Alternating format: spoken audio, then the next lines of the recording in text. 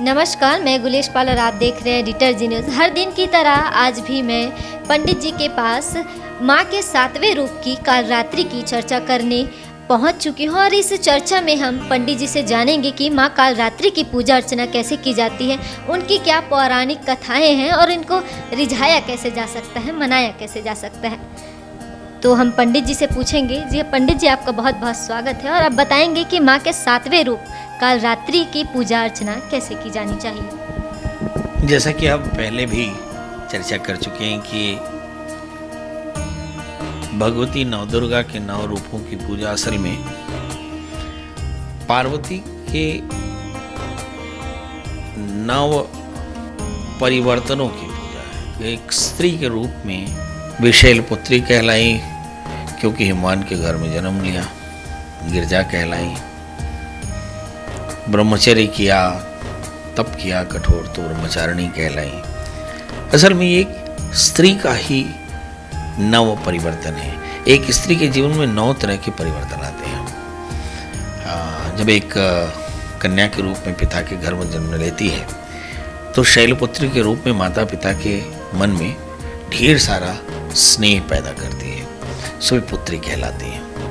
और जो पढ़ती लिखती है, तप करती हैं, खाना बनाना सीखना, सुंदर दिखना, संसार की सेवा करना, खुद को सुगठित करना, शील चरित्र को सीखना, ये ब्रह्मचर्य में रह करके कन्या करती है। जैसा ब्रह्मचारिणी ने हिमवान के घर में रहकर किया, जंगलों में रहकर तप करके किया, शिव को प्राप्त करना। असल में शिव जो है वह हर कन्या का परम कल्याण तत्व है, जो हर कन्या अपने जीवन का लक्ष्य लेकर चलती है। तो वो जो शिव है, जो परम आराध्य है, पार्वती के लिए भी और हर स्त्री के लिए भी। तो पार्वती उस परम आराध्य शिव की उपासना करती है ब्रह्मचारिणी के रूप में। फिर एक बिटिया जो है उसका ब्याह होता है तो सुंदर चंद्रघंटा की तरह तैयार होती है, समस्त अलौकिक विद्याओं के साथ, सत्यम शिवम सुंदरम, ऐसे परम सत्य शिव का वर्ण करने के लिए तो वो चंद्रघंटा हो जाती है। फिर कूष्मांडा की तरह उसके अंदर में मातृत्व का विकास होता है। पहले वो बेटी थी, फिर पत्नी, तो पहले बेटी, फिर छात्रा, फिर तपस्विनी और फिर शिव का वर्ण किया तो अब दुल्हनिया बन गई। दुल्हनिया बन करके उसने संसार को अपनी योनि में धारण किया, सो कूष्मांडा बन गई। और फिर वे स्कंद माता हुई और स्कंद माता होकर के खष्टम कात्यायनी थी। जो एक स्त्री केवल अपने बच्चे को जन्म नहीं देती, उसकी परवरिश भर नहीं करती, वो उसको शिक्षा भी देती है। खष्टम कात्यायनी थी। अब सप्तमम कालरात्रि थी। अब भगवती का यह स्वरूप भयानक परंतु अत्यंत प्रिय है। भयानक इसलिए है कि भगवती विद्युत ज्वाला संपन्न। ऐसा कहते हैं कि भगवती के केश खुले हैं, रंग काला है। किस लिए कहा? अपने बच्चों के रक्षा के लिए, अपनी संतान की रक्षा के लिए, राक्षसों से बचाने के लिए भगवती ने कालरात्रि का रूप धारण किया।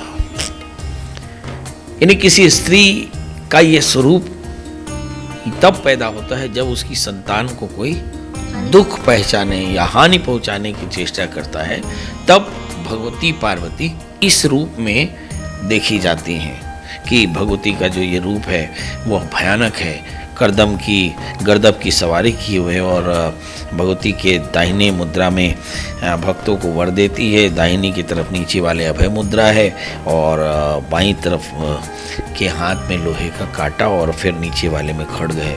ये भयानक है।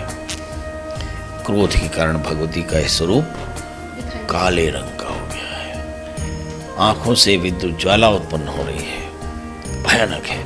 मगर भक्तजन भगवती के स्वरूप को देखकर निर्भय हो जाते हैं। राक्षस भयभीत हो जाते हैं, शत्रु कांपने लगते हैं। राक्षसों दानवों का वध करने के लिए तत्पर भगवती का यह स्वरूप आज्ञा चक्र में योगी जन इसका ध्यान करते हैं और खुष्टम सप्तमम कालरात्रि थी।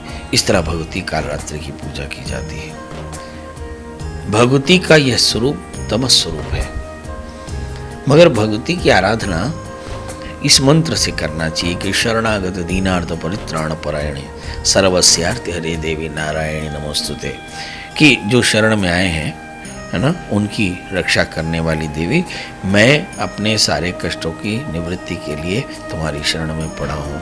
सर्वस्यार्थ हरे देवी नारायणी नमोस्तुते, तुम सभी के कष्टों को दूर करती हो, मैं तुम्हें प्रणाम करता हूँ। इस धारणा के साथ हम भगवती कालरात्रि की उपासना करते हैं। याज्ञ चक्र में भजने वाली देवी जो है वो सब प्रकार की समृद्धि, सब प्रकार की अभय, निर्भयता, वीरता और सांसारिक सिद्धियों को प्राप्त कराने वाली देवी है।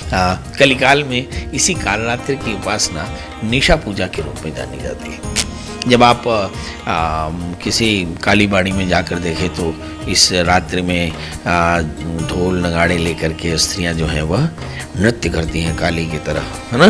तो भगवती का यह रूप कालरात्रि का है और इसी दिन रात्रि में निशा पूजा की जाती है। भगवती का यह स्वरूप जो है वह भयानक है और इसमें इसकी पूजा महाकाल महानिशा में पूजा की जाती है।